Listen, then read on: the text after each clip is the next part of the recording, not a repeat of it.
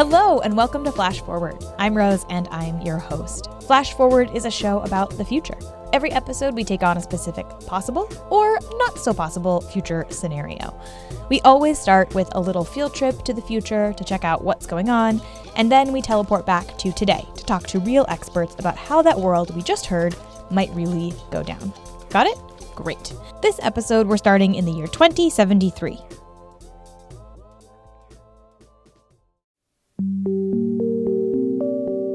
Hey guys, it's Melissa Bramery here, and you're watching my YouTube channel, Pollination Nation. If you like what you see, don't forget to like, comment, and subscribe. You can click the button right here. Okay, onto the video. Today, we're going to review hand pollination of Vanilla planifolia. Ta-da! Right, so normally this plant, like every plant we've talked about on this channel, would be pollinated by bees, but womp womp, no more bees. So here we are, pollinating. It's fun and also worth it if you want vanilla, which I bet you do. So the Vanilla planifolia is actually a type of orchid, which is very cool. See how pretty it is? One cool thing about vanilla plants is that they're orchids, but they actually grow as vines. So you see how my little guy here is on this stick and it's all viney? That's the normal way that it grows. Another cool thing about vanilla flowers is that each flower only opens for 1 day. 1 day!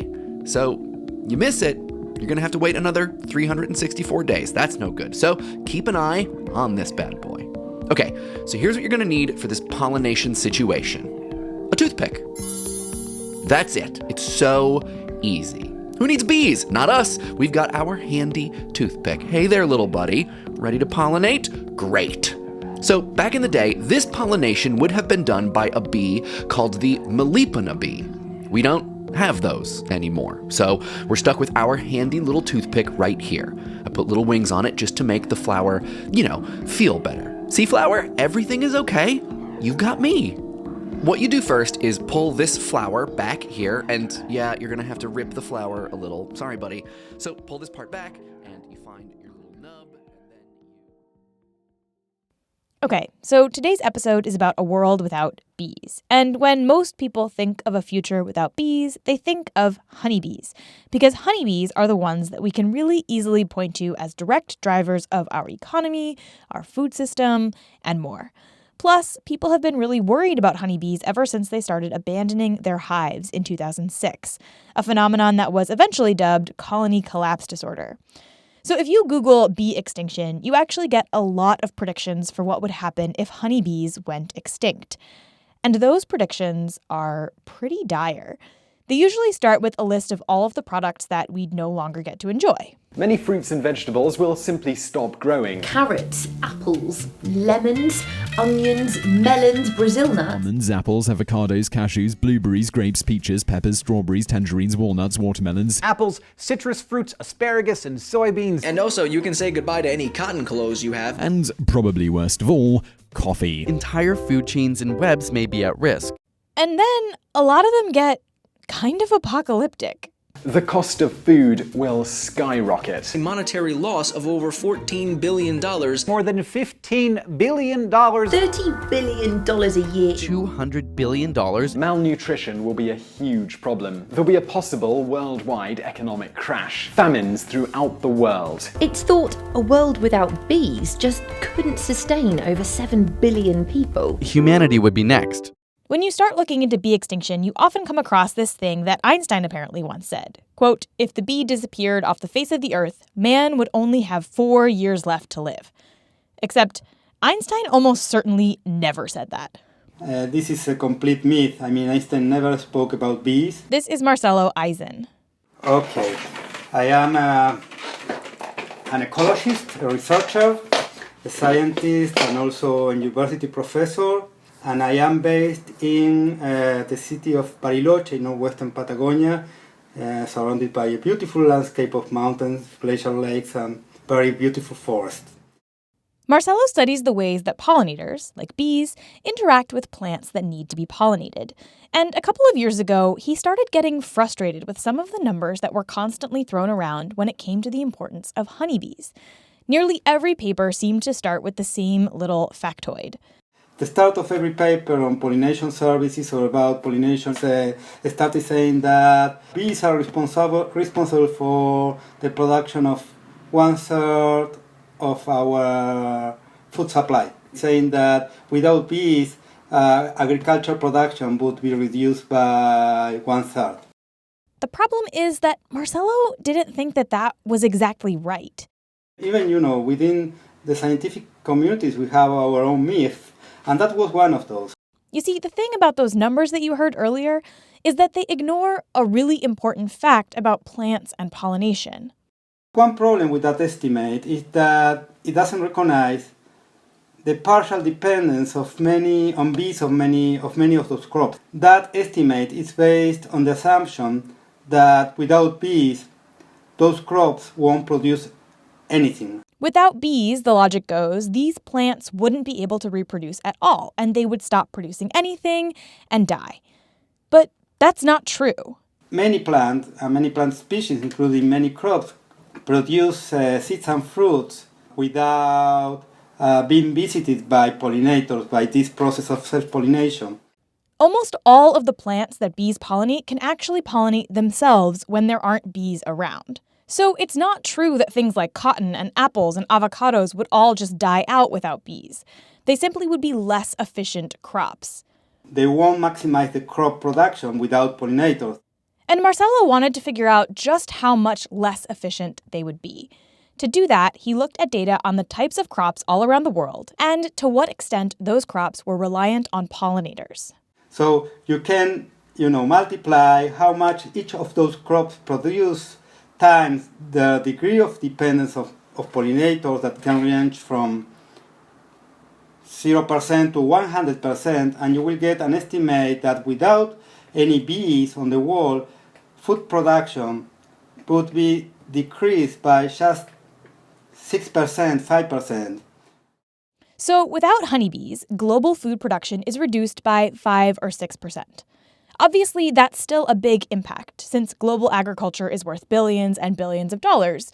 But it doesn't necessarily mean that you will never see another avocado or a pair of jeans in the store again. It's obviously not good, but it's also not the same thing as mass crop extinction, famine, and the end of humanity. But one thing that Marcelo found that I thought was really interesting is that if the bees went extinct in, say, 20 years, the impact could actually be a lot bigger.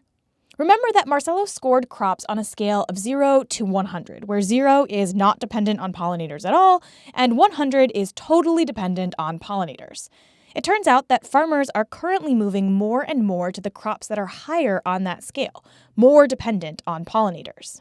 There is an increasing demand for those crops that depend on pollinators. Let's say apples, mangoes, pears, even things like canola, oil palm. All those crops depend on pollinators. So in the last 50 years, the total agricultural area or the land devoted to agriculture has increased by 30% during the last 50 years. And most of those land was devoted to the cultivation of this kind of crops. So if things keep going this way, the impact of a bee extinction would actually get worse and worse. But even then, Marcelo isn't actually worried about bees going extinct and causing us all to starve. He's actually more worried that we're going to destroy all of our land by planting these vast fields of crops that rely on bees. The problem is not the starvation of humanity, the problem is environmental cost. I mean that you are obliged to cultivate more and more and more to get to match a demand for this kind of crops.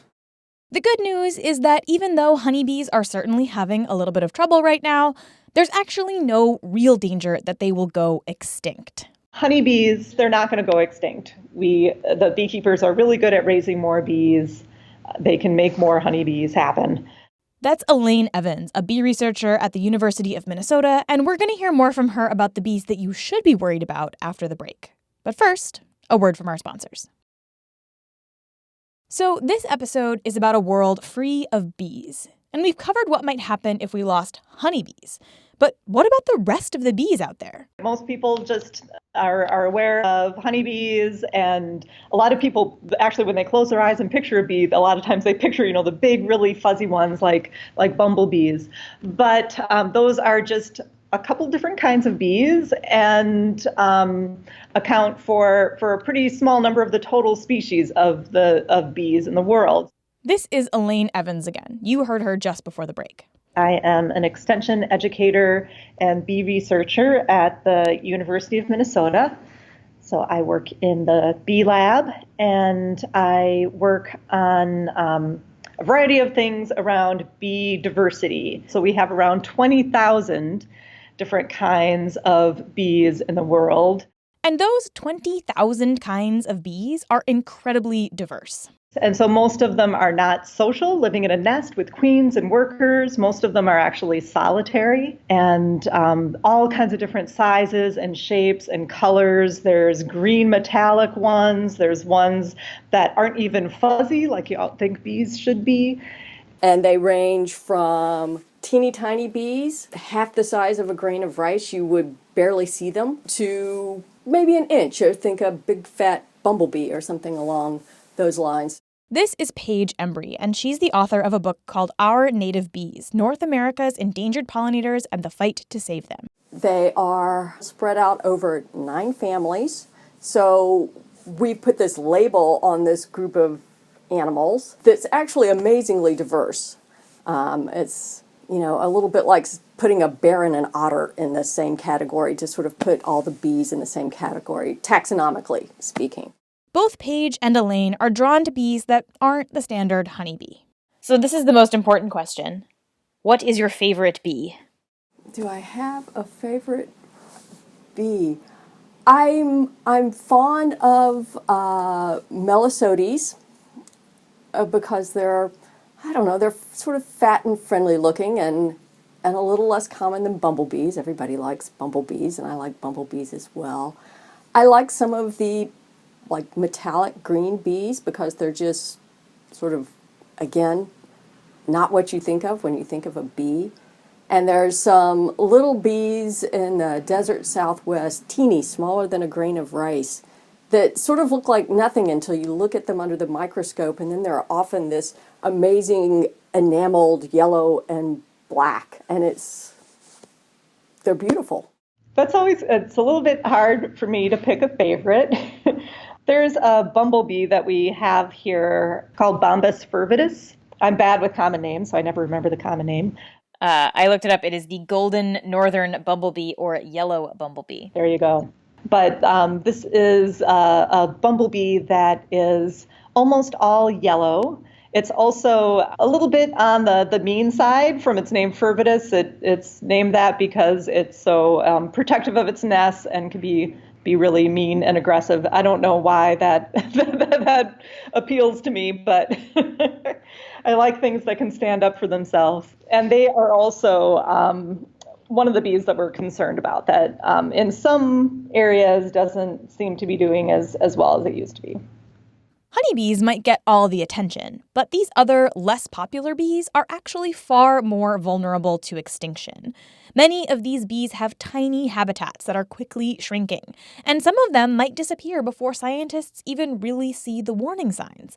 Because it turns out that scientists don't have a great handle on how a lot of bee species are even doing, because they don't have any baseline data to know what the population used to be.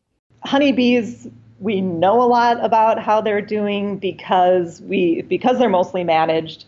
A lot of them just live in these boxes, and you can go and open up the boxes and look in there and see how they're doing. We don't have that option with most of the other 20,000 species of bees that are out there. It's really hard to find their nests. We don't even have them all described and knowing exactly where they are, so we know a lot less about those bees. Often, people only have their own anecdotal evidence to point to when it suddenly seems like there are fewer bees than there used to be. I live in the Twin Cities here in Minnesota, and this is one of the places where there was a bee that used to be very common, the rusty patch bumblebee, and then around the year 2000, I just stopped seeing it. If you are like me, you have probably never heard of the rusty patch bumblebee.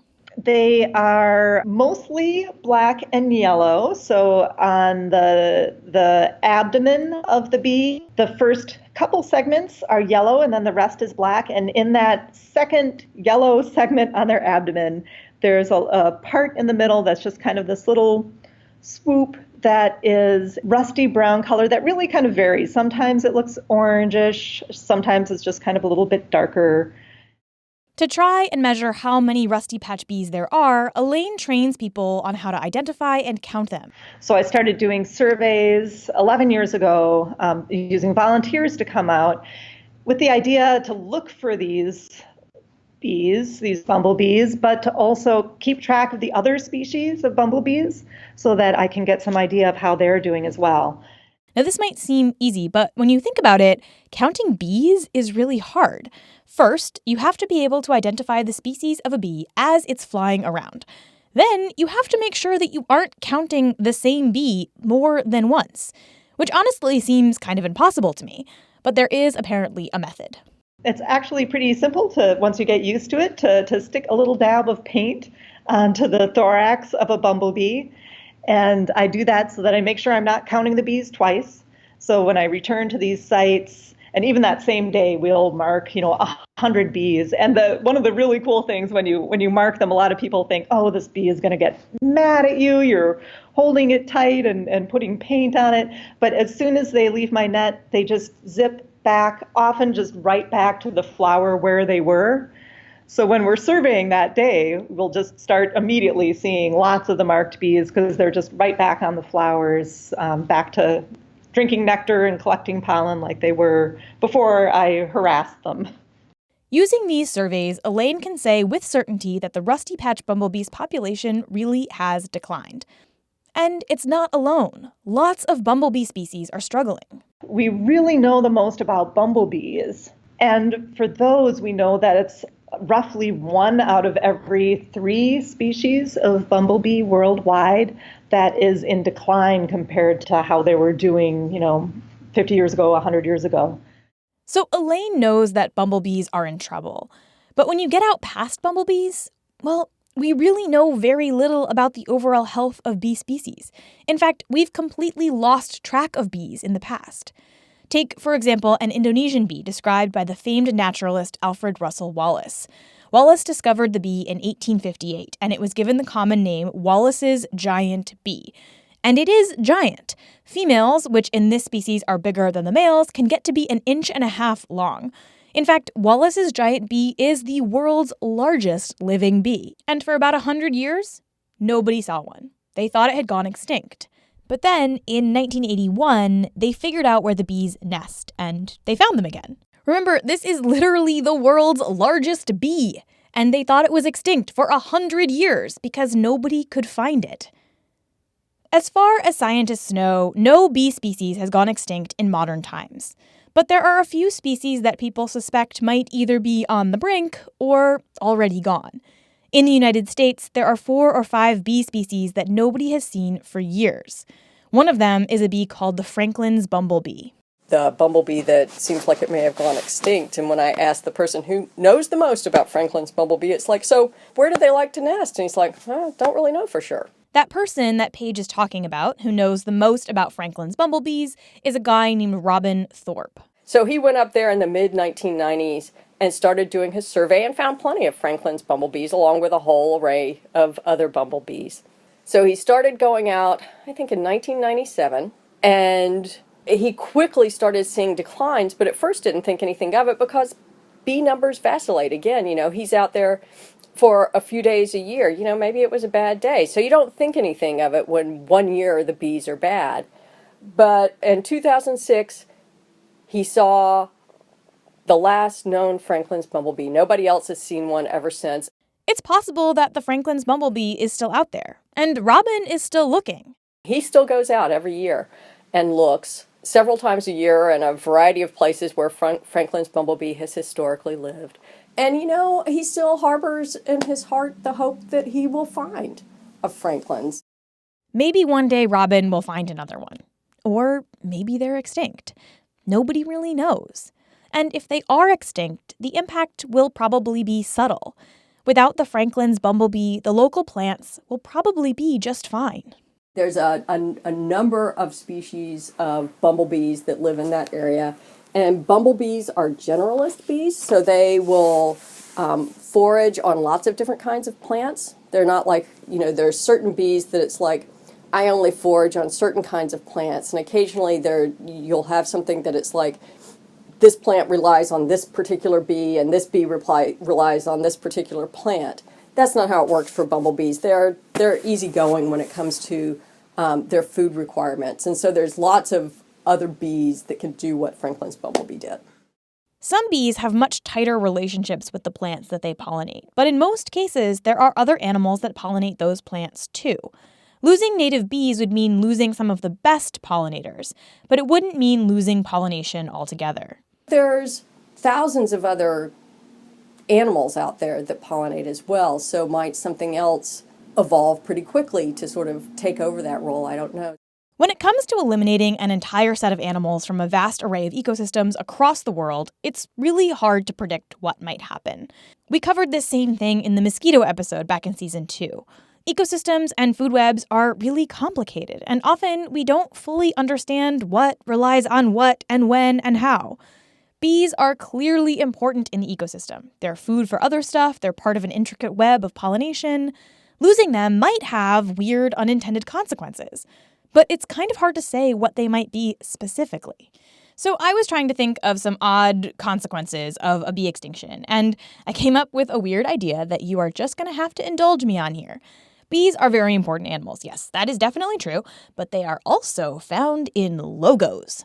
And that got me thinking, what happens if the animal in your logo goes extinct? So I called up a guy named Dean Yeagle. He's an illustrator, and he designed a bee that you're probably quite familiar with. And one of the first things I ever did in animation was to design the Cheerios bee. Yep, the Honey Nut Cheerios bee. Where's that noise? Go away! Who's there? The taste of nuts and honey, Mr. Scrooge. Ah! Humbug! I've better things. I did it first as a sort of more bee-like looking creature. You had big compound eyes and so forth, no nose, now he ended up looking like Elmer Fudd in a bee suit, a much more human-looking creature. When Dean designed the little bee in the 1970s, he had no clue it would still be iconic today. I was paid for, 2 hours work or whatever it took me, and that's it. So for 40 years, he's been going along without me getting any honey from him. So I asked him, if your mascot goes extinct, should you keep using it? Well, the bee represents Honey Nut Cheerios in particular. So he's not a Cheerios overall. He's Honey Nut Cheerios. And if there are no bees, there's no honey. And if there's no honey, there's no Honey Nut Cheerios at all. So I guess the bee would be gone in any case.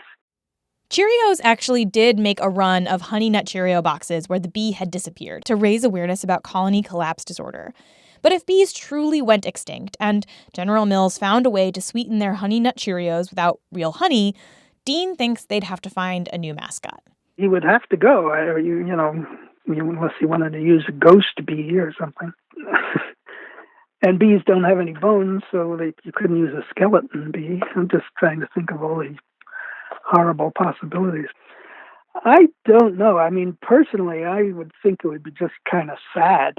You don't want people looking at the box of cereal and thinking, oh my God, it's gone. We used to have these wonderful animals and now they're gone. You don't want to be depressed when you're looking for a breakfast cereal. I have to agree with Dean. I generally want to wait until after breakfast to get depressed about how humans are destroying the planet.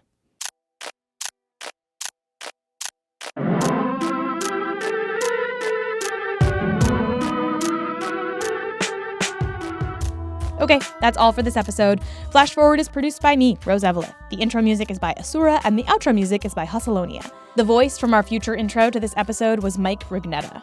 The episode art is by Matt Lubchansky.